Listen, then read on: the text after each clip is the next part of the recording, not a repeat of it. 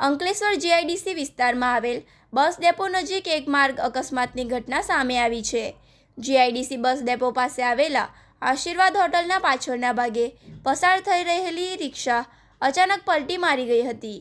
આ અકસ્માતના પગલે આસપાસના લોકો તાત્કાલિક મદદ માટે દોડી આવ્યા હતા।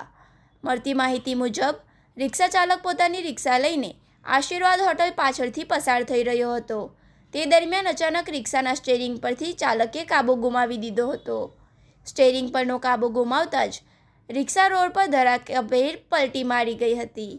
અકસ્માત થતાં જ માર્ગ પર થોડીવાર માટે અફરાતફરીનો માહોલ સર્જાયો હતો। આ અકસ્માતમાં સૌથી રાહતના સમાચાર એ સામે આવ્યા છે કે રિક્ષા પલટી મારવા છતાં સદનસીબે કોઈપણ વ્યક્તિને ગંભીર ઇજાઓ પહોંચી નથી। ઘટનામાં કોઈપણ પ્રકારની જાનહાનિ ન થતાં રિક્ષા ચાલક સહિત ત્યાં હાજર લોકોએ પણ રાહતનો શ્વાસ લીધો છે। અકસ્માતને પગલે રિક્ષાને સામાન્ય નુકસાન પહોંચ્યું હોવાનું જાણવા મળ્યું છે।